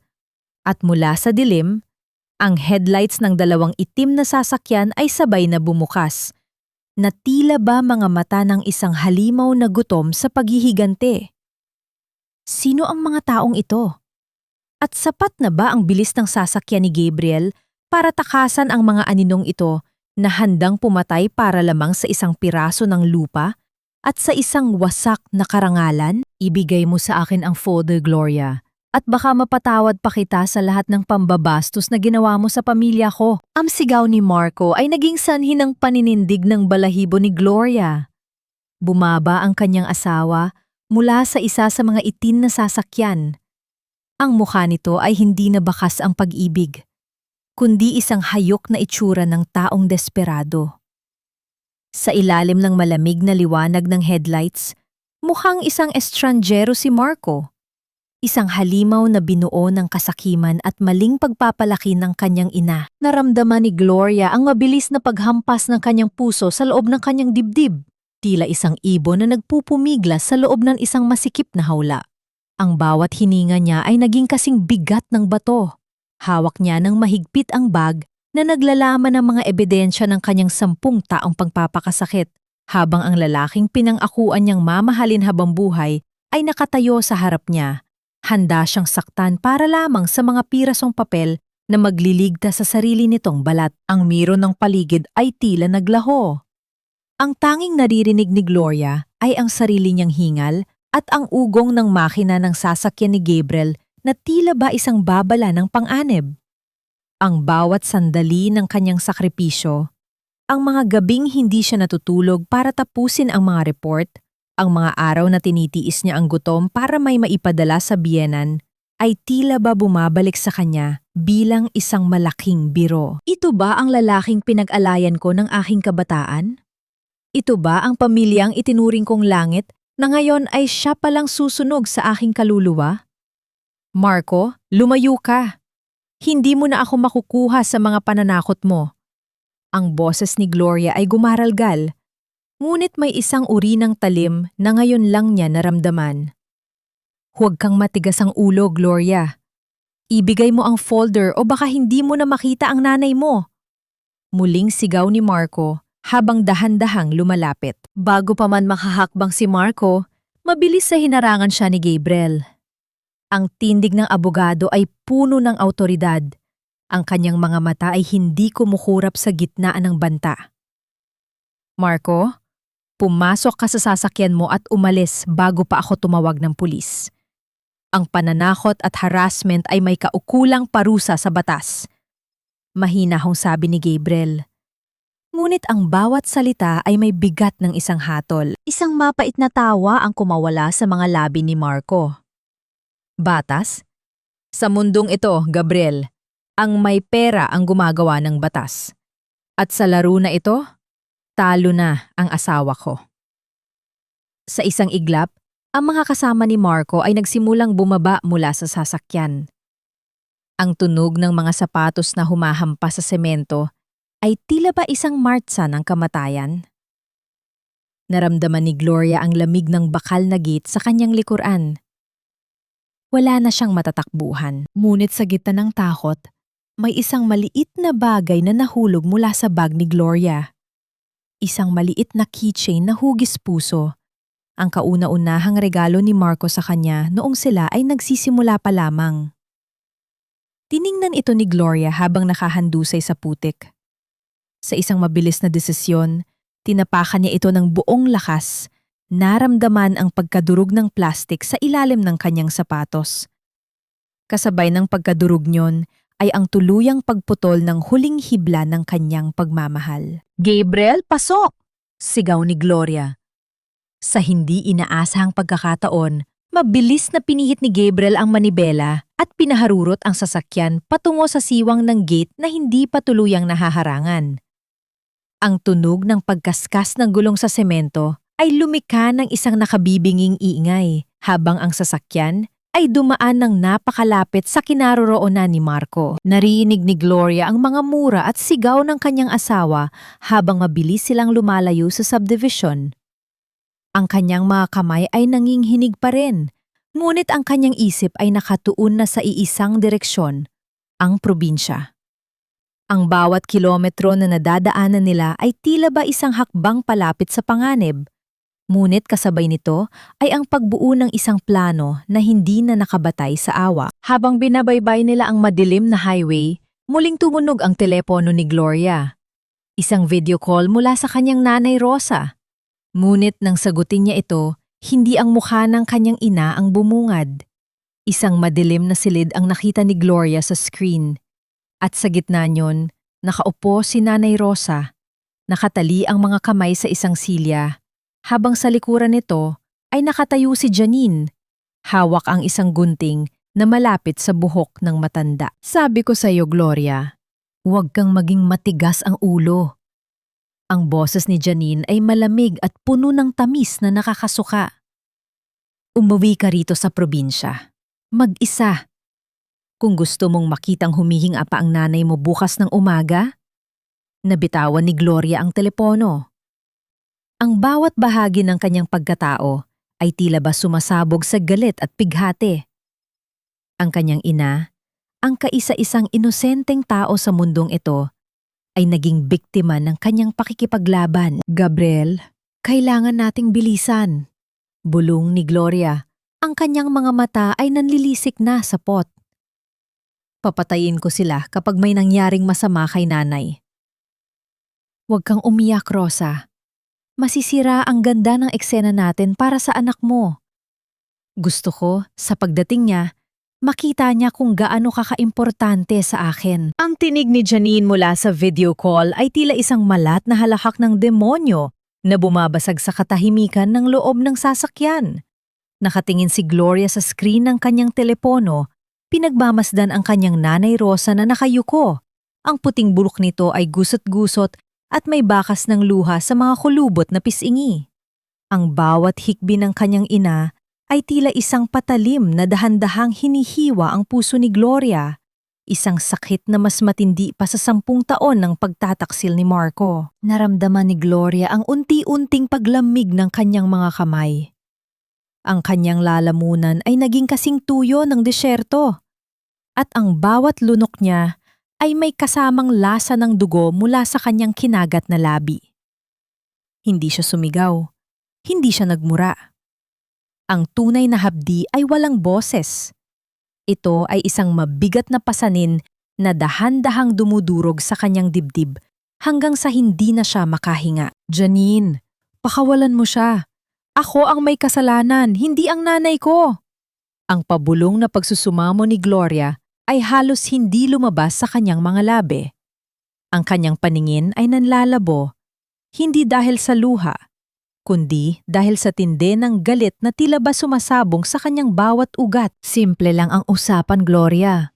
Umuwi ka rito sa probinsya, mag-isa. Iwanan mo ang poging abogado mo. Kapag nakita kong may kasama ka, baka maputol ko nang hindi sinasadya ang magandang buhok ng nanay mo, kasama ang anit niya. Ang boses ni Janine ay puno ng tamis na nakakasuka. Isang lason na binalot sa asukal. Pinatay ni Janine ang tawag. Ang biglang pagdilim ng screen ng telepono ay tila naging hudyat ng pagdilim din ng mundo ni Gloria. Napasandal siya sa upuan ng sasakyan. Ang kanyang buong katawan ay nanginginig ng hindi kontrolado. Ang amoy ng tsaa na ininom niya kanina sa ligtas na bahay ay tila naging mapait na alaala na lamang. Gloria, huwag kang makikinig sa kanya. Patibong ito. Hindi ka pwedeng pumunta ng mag-isa. Ang boses ni Gabriel ay puno ng pag-aalala habang mahigpit na nakahawak sa manibela. Ang bilis ng sasakyan ay tila ba lumalaban sa oras. Ang bawat kilometrong nadadaanan nila ay tila ba napakabagal sa pakiramdam ni Gloria. Gabriel, kailangan kong gawin ito. Si nanay yan. Siya lang ang meron ako. Sagot ni Gloria. Ang kanyang boses ay malamig at puno ng determinasyon. Matagal akong naging martyr para sa pamilya ni Marco. At ang tanging pagsisisi ko ay hinayaan kong madamay ang nanay ko sa dumi ng buhay ko. Ngayon, tatapusin ko ito. Habang binabaybay nila ang madilim na kalsada patungo sa kanilang bayan, muling bumalik sa alaala ni Gloria ang mukha ng kanyang nanay Rosa noong huli silang magkita. Ang malambot na kamay nito na humahaplos sa kanyang buhok, ang masarap na amoy ng niluluto nitong kakanin at ang mga matang puno ng pagmamalaki sa kanyang anak na naging matagumpay sa Maynila. Hindi alam ng kanyang ina na ang tagumpay na iyon ay isang malaking kasinungalingan, isang pabalat bunga na sa loob ay nabubulok na pala. Ang bawat sakripisyo ko, ang bawat pisong ipinadala ko, naging tali pala yon na ngayon ay sumasakal sa leeg ni nanay. Paano ko mapapatawad ang sarili ko kung ang pagmamahal ko sa kanya ang magiging mitsa ng kanyang kamatayan? Narating nila ang hangganan ng kanilang baryo. Ang liwanag ng buwan ay tila ba nagtatago sa likod ng makapal na ulap na tila ayaw saksihan ang kaganapan sa gabing iyon. Huminto ang sasakyan ni Gabriel sa isang madilim na bahagi ng kalsada. Ilang metro ang layo mula sa bahay ni Nanay Rosa. Gloria, makinig ka. May device akong ilalagay sa bag mo. Maririnig ko ang lahat ng mangyayari sa loob. Kapag nagbigay ako ng signal, kailangang dapa ka agad sa sahig. Bili ni Gabriel habang inilalagay ang isang maliit na kagamitan sa loob ng zipper ng bag ni Gloria. Ang kanyang mga mata ay nakatitig ng malalim kay Gloria, may halong takot at hindi maipaliwanag na pangako. Dahan-dahang bumaba si Gloria mula sa sasakyan. Ang tunog ng kanyang sapatos sa tuyong damo ay tila ba isang mahinang kaluskos ng kamatayan. Ang bawat hakbang niya patungo sa kanilang lumang bahay ay tila ba paglalakad patungo sa kailaliman ng impyerno. Pagdating niya sa tapat ng bakod, nakita niyang bukas ang pinto ng bahay. Ang dilaw na liwanag mula sa loob ay tila isang bitag na naghihintay. Sa gitna ng sala, nakita niya si Janine na nakaupo ng D4. Hawak ang isang baso ng alak habang si Marco ay nakatayo sa isang sulok, hindi makatingin ng diretso sa kanya. At sa tabi nila, ang kanyang nanay Rosa, nakagapos at takot na takot. "Nandito na ako, Janine. Pakawalan mo na siya." Sigaw ni Gloria. Ang kanyang boses ay umalingaw-ngaw sa tahimik na gabi. Isang matunog na tawa ang kumawala sa bibig ni Janine. Tumayo siya at dahan-dahang lumapit kay Nanay Rosa. Inilagay ang kanyang kamay sa balikat ng matanda. "Ang bilis mo naman, Gloria. Mukhang mas mahal mo nga ang nanay mo kaysa sa asawa mo, no?" Sabagay, sino ba naman ang magmamahal sa isang lalaking tulad ni Marco? Napatingin si Gloria kay Marco. Ang lalaking pinang-akuan niyang mamahalin sa hirap at ginhawa ay nakatayo lamang doon. Hinahayaan ang kabit nito na saktan ang kanyang pamilya. Sa sandaling iyon, ang huling bahagi ng puso ni Gloria na may bakas pa ng awa para kay Marco ay tuluyan ng naging bato. "Marco, wala ka na bang natitirang kaluluwa?" Mahinang tanong ni Gloria. "Wala na siyang magagawa, Gloria. Dahil sa gabing ito, pipirmahan mo ang huling dokumento na magbibigay sa amin ng lahat ng gusto namin. O di kaya ay makikita mo ang huling hininga ng nanay mo." Hamon ni Janine habang inilalabas ang isang matalim na gunting at itinatapat ito sa leeg ni Nanay Rosa. Tila tumigil ang pag-ikot ng mundo para kay Gloria. Sa pagitan ng kanyang ina at ng huling ebidensya ng kanyang katarungan, kailangan niyang pumili. Ang bawat segundo ay tila ba isang taon ng pagdurusa. Maaari bang mabili ng isang pirma ang kaligtasan ng taong nagbigay sa akin ng buhay kung ang kapalit nito ay ang tuluyang pagkawasak ng aking kinabukasan? Pirmahan mo na, Gloria. Konting tinta lang yan, kapalit ng kaligtasan ng nanay mo. Huwag mo nang hintayin na madiinan ni Janine ang gunting na yan dahil siguradong hindi mo magugustuhan ang kasunod. Ang boses ni Marco ay tila isang malansang bulong na pilit na dumidikit sa balat ni Gloria. Nakatayo ang kanyang asawa sa gilid. Ang mga kamay ay nakasuksok sa bulsa. Tila ba nanonood lamang ng isang ordinaryong palabas sa telebisyon, imbes na masaksihan ang paghihirap ng sarili niyang biyenan. Walang bakas ng pagsisisi sa kanyang mga mata. Tanging ang takot para sa sarili niyang kapakanan ang nanginghibabaw. Dahan-dahang lumapit si Gloria sa lamesang kahoy na luma na, kung saan nakapatong ang dokumentong magtatapos sa kanyang huling ari-arian. Ang bawat hakbang niya ay tila paghatak sa isang dambuhalang kadena na nakakabit sa kanyang mga paa. Napatingin siya sa sulok ng silid, sa maliit na altar kung saan nakalagay ang larawan ng kanyang yumaong ama. Naalala niya ang mga gabing umiiyak siya roon. Nagdarasal na sana ay magbago si Marco, na sana ay maging sapat ang kanyang pagmamahal para mabuo ang kanilang pamilya. Ngayon, ang altar na iyon ay tila ba tumitingin sa kanya ng may awa? Ang bawat sakripisyo niya ay naging abo, at ang lalaking ipinaglaban niya ay siya palang hahawak ng posas sa kanyang mga kamay. "Huwag anak, huwag kang papayag." Ang mahinang boses ni Nanay Rosa ay gumaralgal sa gitna ng iyak. Ang matanda ay nanginginig. Ang kanyang mga mata ay puno ng pagmamakaawa, hindi para sa sariling buhay, kundi para sa kinabukasan ng kanyang anak. "Kahit mamatay ako rito, huwag mong ibigay sa kanila ang pinaghirapan mo. Tumahimik ka, matanda!" Sigaw ni Janine sabay higpit ng hawak sa buhok ni Nanay Rosa. Ang tunog ng pagnitnit ng ngipin ni Janine ay maririnig sa tahimik na silid, isang ingay na punong-puno ng panggigigil at kasamaan. Naramdaman ni Gloria ang mabilis na pandaloy ng dugo sa kanyang ulo. Ang kanyang mga kamao ay nakakuyong ng mahigpit Ang kanyang mga kuko ay bumaon sa kanyang palad hanggang sa makaramdam siya ng hapdi. Ngunit sa gitna ng galit, naalala niya ang bili ni Gabriel. Ang maliit na device sa kanyang bag ay patuloy na kumukuha ng bawat salita, bawat banta, at bawat pag-amin ng mga taong ito. Kinuha ni Gloria ang panulat. Ang lamip ng metal niyon ay tila bayilong dumidikit sa kanyang mga daliri. Tumingin siya kay Marco ng diretsyo, isang tingin na wala ng bahid ng pagmamahal, tanging ang malamig na katotohanan ng pagtatapos ng kanilang relasyon. Kapag pirmahan ko ba ito, Marco? Magiging masaya ka na? Matatahimik na ba ang konsensya mo kapag nakuha niyo na ang huling sentimong meron ako? Ang tanong ni Gloria ay tila isang matalim na kutsilyo na dumaan sa gitna ng kanilang usapan. Wala na akong konsensya, Gloria. Ang kailangan ko ay pera para makalayo sa mga naniningil sa akin.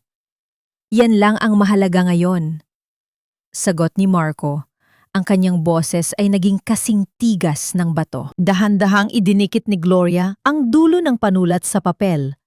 Ang bawat gasgas ng tinta sa dokumento ay tila ba tunog ng isang pintong nagsasara habang buhay. Sa sandaling matapos ang huling letra ng kanyang pangalan, naramdaman ni Gloria ang isang kakaibang ginhawa. Ang ginhawa ng isang taong wala ng kahit anong pwedeng mawala. Ayan na, pakawalan mo na ang nanay ko. Sabi ni Gloria, ang kanyang boses ay kalmado na parang dagat bago ang isang dambuhalang bagyo. Mabilis na hinablot ni Marco ang papel mula sa lamesa. Ang kanyang mga mata ay nanlilisik sa tuwa habang sinusuri ang pirma. Samantala, dahan-dahang binitawan ni Janine ang gunting at itinulak si Nanay Rosa patungo kay Gloria. Mabilis na sinalo ni Gloria ang kanyang ina.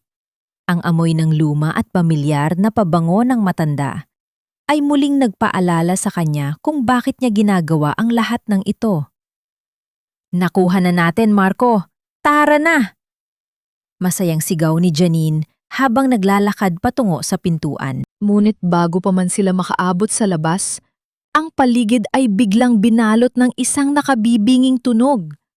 Ang malakas na hag-init ng mga gulong ng sasakyan na humihinto sa harap ng kanilang bakod, kasunod ng sunod-sunod na malalakas na yabag ng mga sapatos na papalapit sa pintuan. Ang pinto ay biglang bumukas ng may malakas na puwersa na naging sanhi ng pagkakagulat ni na Marco at Janine. Sa harap nila, nakatayo ang ilang mga kalalakihang nakauniporme at sa gitna nila ay si Gabriel, hawak ang isang telepono na nagpapakita ng live recording ng lahat ng nangyari sa loob ng silid. Marco, Janine, hindi lang pala fraud at kidnapping ang kaso ninyo ngayon. Ang boses ni Gabriel ay puno ng otoridad na tila ba isang hatol ng kamatayan. Mayroon din tayong ebidensya ng tangkang pagpatay. Nabitawan ni Marco ang dokumento sa sahig. Ang papel na pinaghirapan niyang makuha ay muling nadumihan ng putik mula sa mga sapatos ng mga pulis. Ang mukha ni Janine ay nawalan ng kulay at ang kanyang labis na kayabangan ay napalitan ng isang anyo ng matinding takot. Habang pinupusasan ang dalawa, lumapit si Gabriel kay Gloria na kasalukuyang yakap-yakap ang kanyang ina sa sahig. Ang bawat hikbi ni Gloria ay tila ba naglalabas ng 10 taon ng lason sa kanyang katawan. Tapos na, Gloria, wala na silang magagawa sa inyo. Bulong ni Gabriel habang dahan-dahang hinahaplos ang balikat ni Gloria. Ngunit sa gitna ng tagumpay na iyon, isang malakas na tunog ng pagkabasag ng salamin mula sa bintana ng kusina ang bumasag sa katahimikan, kasunod ng isang pamilyar at nakatatakot na boses na tumawag sa pangalan ni Gloria mula sa labas ng bahay. Sino ang taong ito na tila ba ayaw hayaang matapos ang gabi nang walang dumanak na dugo? At sapat na ba ang proteksyon ng mga pulis para sa huling banta na ito na tila ba galing sa kailaliman ng nakaraan ni Marco? Ang akala ko ay tapos na ang lahat, ngunit ang anino ng kasalanan ni Marco ay tila isang sumpa na hindi basta-basta nabubura ng mga posas at batas. Ang bawat piraso ng basag na salamin na nagkalat sa sahig ng kusina ay tila mga kristal na sumasalamin sa watak-watak na buhay ni Gloria. Ang malamig na hangin mula sa labas ay pumasok sa loob ng bahay, dala ang amoy ng basang lupa at ang nakapanindig balahibong boses na tumawag sa kanyang pangalan. Hindi iyon boses ng isang estranggero. Iyon ang boses ni Cardo. Ang pinuno ng mga naniningil na matagal nang naghahanap kay Marco at ngayon ay tila nawala na ng pasensya. Sa gitna ng kaguluhan, kung saan kasalukuyang pinupusasa ng mga pulis sina Marco at Janine, ang lahat ay napatigil. Ang katahimikan ay naging kasing bigat ng isang dambuhalang bato. Naramdaman ni Gloria ang mabilis na paglamig ng kanyang sikmura habang mahigpit niyang niyayakap ang kanyang nanay Rosa sa isang sulok ng sala. Ang bawat hibla ng kanyang pagkatao ay nangiinig sa takot, ngunit sa pagkakataong ito, may kasama na itong pagkapuot. Gloria! Alam kong nandyan ka! Hindi sapat ang pagkakulong ng asawa mo para mabura ang 3 milyong utang niya. Ang sigaw ni Cardo mula sa dilim ng bakuran ay tila ba isang kulog na nagbababala ng kamatayan. Ang pirma mo ay nasa dokumento, kaya ikaw ang mananagot. Napatingin si Gloria kay Marco. Ang kanyang asawa, na ngayon ay nakayuko at may mga posas sa kamay, ay biglang tumingala. Imbes na makaramdam ng awa o takot para sa kanyang asawa, nakita ni Gloria ang isang nakapanlulumong anyo ng pagtataksin sa mga mata nito. Siya ang may hawak ng pera, Cardo. Siya ang na-block ng accounts. Sigaw ni Marco. Ang boses nito ay puno ng desperasyon na tila ba handang ipakain ang sariling asawa sa mga aso para lamang makaligtas. Ibigay mo sa kanila ang pera, Gloria. Huwag mo kaming idamay ni Mama. Isang mapait na hikbi ang kumawala sa mga labi ni Gloria. Kahit sa huling sandali, kahit sa harap ng mga awtoridad, si Marco pa rin ang lalaking handang itapon siya sa apoy. Ang bawat sakripisyo niya sa loob ng 10 taon ay tila ba naging isang malaking basura sa paningin ng lalaking ito. Walang hiya ka, Marco! Ang sigaw ni Gabriel habang hinaharangan ang daan patungo kay Gloria. Hinarap niya ang mga pulis at mabilis na nagbigay ng utos. I-secure ang perimeter! May armadong tao sa labas! Narinig ni Gloria ang mga yabag ng sapatos sa labas ng bahay. Mabibigat at mabilis, na tila ba isang kawan ng mga lobo na pinaliligiran ang kanilang biktima. Ang tunog ng pagkasa ng baril ay bumasag sa katahimikan ng gabi. Isang ingay na nagpadapa sa lahat sa loob ng silid. Naramdaman ni Gloria ang mabilis na paghinga ni Nanay Rosa sa kanyang tabi. Ang matanda ay tila ba nawawala na ng malay sa tindi ng takot. Sa sandaling iyon, isang matinding lakas ang tila ba sumabog sa loob ng dibdib ni Gloria. Hindi niya hahayaang mamatay ang kanyang ina dahil sa mga kasalanang hindi naman siya ang gumawa. Dahan-dahang tumayo si Gloria sa kabila ng babala ni Gabriel. Ang kanyang mga mata ay nanlilisik. Ang bawat hakbang niya patungo sa basag na bintana ay puno ng pot at dangal na hindi na kayang durugin ng kahit na sino. Cardo, makinig ka! Sigaw ni Gloria. Ang kanyang boses ay umalingaw-ngaw sa labas ng bahay. Ang perang hinahanap mo ay wala sa akin. Pero ang dokumentong hawak nyo, ang peking deed of sale na ginawa ni Marco, ay wala ng bisa. Hawak na ng pulis ang lahat ng ebidensya ng panluloko niya. Isang sandali ng nakabibinging katahimikan ang namayani sa labas. Pagkatapos, isang mahabang halakak ang narinig mula sa dilim. Sa tingin mo ba ay batas ang sinusunod ko, Gloria? Ang kailangan ko ay pera, hindi ebidensya. Ang boses ni Cardo ay papalapit na sa pintuan.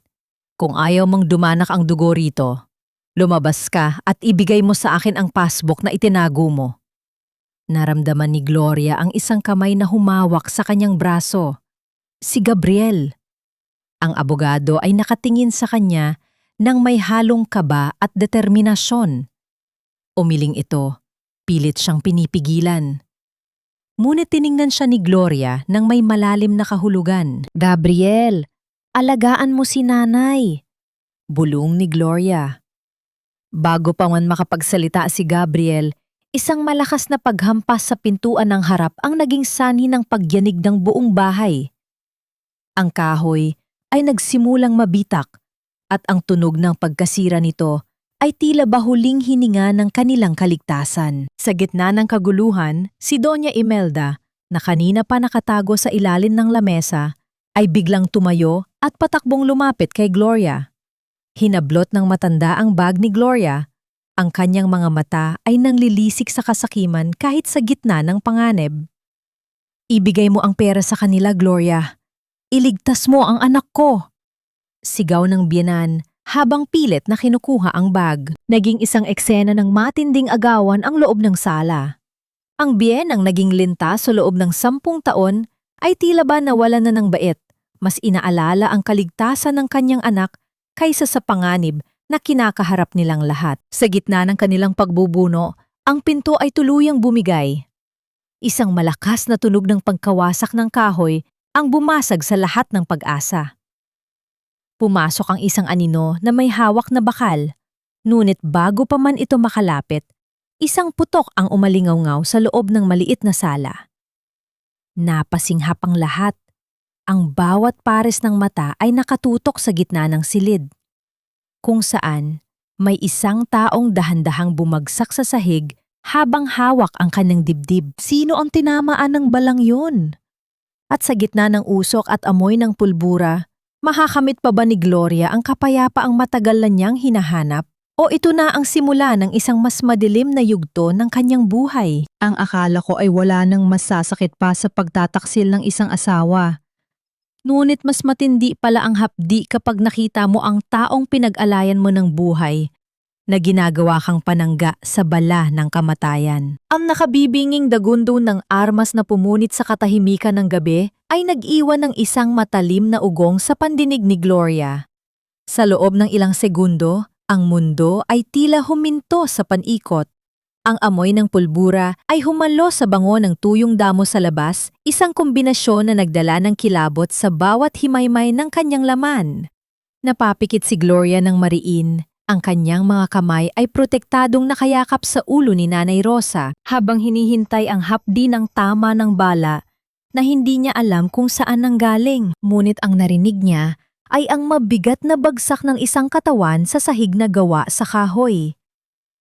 Nang dahan-dahan niyang idilat ang kanyang mga mata, nakita niya si Cardo, ang pinuno ng mga naniningil na nakaluhod at hawak ang kanyang balikat na ngayon ay dahan-dahang nababalutan ng pulang likido. Sa pintuan, nakatayo ang isang pulis na may hawak pang usok na nagmumula sa dulo ng kanyang baril. "Huwag galaw! Ibaba ang mga armas!" Ang sigaw ng awtoridad ay umalingaw-ngaw, kasunod ng mabilis na pagpasok ng iba pang mga opisyal sa loob ng maliit na sala. Sa gitna ng kaguluhan, imbes na magpasalamat sa kaligtasan, isang eksena ang tuluyang dumurog sa huling piraso ng respeto ni Gloria para kay Marco. Nakita niya ang kanyang asawa na mabilis na gumapang patungo sa nahulog na bag ni Gloria. Sa tindi ng desperasyon, itinulak ni Marco si Doña Imelda, ang sarili niyang ina na piliting umaabot sa bag upang maunahan ito. Ang matanda ay nawala ng balanse at tumama ang likod sa kanto ng lamesa bago tuluyang bumagsak sa sahig. "Marco! Ang ina mo!" Ang sigaw ni Gloria ay puno ng pandidiri. Hindi lumingon si Marco. Ang kanyang mga mata ay nanlilisik, tanging ang laman ng bag ang nakikita. "Akin ito! Kailangan ko ito para mabuhay!" Ang boses ng kanyang asawa ay tila galing sa isang baliw na hayop. Naramdaman ni Gloria ang unting pagguho ng lahat ng kanyang paniniwala sa kabutihan ng tao. Pinanood niya si Doña Imelda na nakahandusay sa sahig. Hawak ang kanyang baywang habang nakatingin sa kanyang paboritong anak nang may halong gulat at pait. Ang matandang reyna na matagal na naging mapang-api ay tila ba nagising sa isang masamang panaginip. Ang katotohanang ang anak na pinalaki niya sa layaw at kasakiman ay siya ring magtataksil sa kanya sa huling sandali. "Anak, ako ito. Ang mama mo." Ang mahinang boses ni Doña Imelda ay parang isang pabulong na hangin. puno ng pagsisisi na huli na ang lahat. Mabilis na dinaluhong ng mga pulis si Marco bago pa man ito mabuksan ang bag. Ang tunog ng mga bakal na posas na kumakapit sa mga pulso ng kanyang asawa ay tila ba isang musika ng katarungan sa pandinig ni Gloria. Ang bawat pagpupumiglas ni Marco, ang bawat mura na lumalabas sa bibig nito, ay unting nagpapalaya kay Gloria sa tanikalan ng kanyang nakaraan. Lumapit si Gabriel kay Gloria, maingat siyang tinulungang tumayo habang inaalalayan din si Nanay Rosa. Ang mainit na palad ni Gabriel sa kanyang likuran ay nagbigay ng isang uri ng seguridad na hindi kailanman naibigay ni Marco sa loob ng 10 taon. Ligtas na kayo, Gloria. Tapos na ang gulo. Bulong ni Gabriel. Ang kanyang boses ay puno ng lalim at malasakit. Tiningnan ni Gloria ang paligid. Si Cardo ay inilalabas na ng mga medic. Si Janine ay nakaposas na rin sa isang sulok at panay ang iyak ng peking luha. At si Marco ay pilit na isinasakay sa patrol car habang isinisigaw pa rin ang kanyang pangalan. Isinisigaw ang pangalan ng babaeng 10 taon niyang minaltrato, umaasa pa ring ililigtas siya nito. Ngunit ang katarungan ay may sariling paraan ng paniningil. Habang isinasakay si Janine, bigla itong huminto at tumingin ng matalas kay Gloria. Isang mapait na ngiti ang sumilay sa mga labi ng kabit. Akala mo ba ay nakuha mo na ang lahat, Gloria? Ang boses ni Janine ay puno ng lason. Tingnan mong mabuti ang loob ng bag mo. Wala roon ang passbook na hinahanap mo. Matagal na itong kinuha ni Marco at ibinigay sa akin bago pa kami pumunta rito. Ang lupain ng nanay mo? Wala na sa pangalan mo yun. Isang piraso na lang ng papel ang kailangan ko para tuluyang maging legal ang lahat at nasa isang lugar yon na hindi nyo kailanman mahahanap. Naramdaman ni Gloria ang muling paghinto ng kanyang paghinga. Ang panalo niya sa gabing ito ay tila ba may nakakabit na panibagong mitsa? Ang dokumento, ang orihinal na titulo at ang deed of sale na pinirmahan niya kanina ay tila ba naglaho na parang bula. Nasaan ang mga dokumentong yon? At sino ang kasabot ni Janine na hindi pa lumalabas sa dilim? Sa gitna ng katahimikan ng madaling araw, isang tunog ng paparating na sasakyan ang narinig mula sa kalsada. Hindi ito sasakyan ng pulis. Ito ay isang mamahaling itim na sedan, ang parehong sasakyan na nakita ni Gloria sa tapat ng Greenview Heights. Ang bawat balahibo niya ay muling tumayo. Sino ang nasa loob ng sasakyang iyon? At bakit tila ang bawat tagumpay niya ay may kasunod na mas malalim na hukay? Maling-mali ang akala ko na ang hustisya ay parang isang mabilis na kidlat na tatapos sa lahat ng dumi. Madalas, ito ay parang isang mabagan na apoy na kailangang sunugin muna ang lahat bago katuluyang maging malaya. Ang tunog ng makina ng itim na sedan ay dahan-dahang humina hanggang sa mamatay ito sa tapat ng bakod ng bahay ni Nanay Rosa. Ang bawat tibok ng puso ni Gloria ay tila ba sumasabay sa init ng radiator ng sasakyang iyon. Mabigat, mainit, at puno ng banta. Nang bumukas ang pinto ng sasakyan, hindi isang lalaking may baril ang lumabas.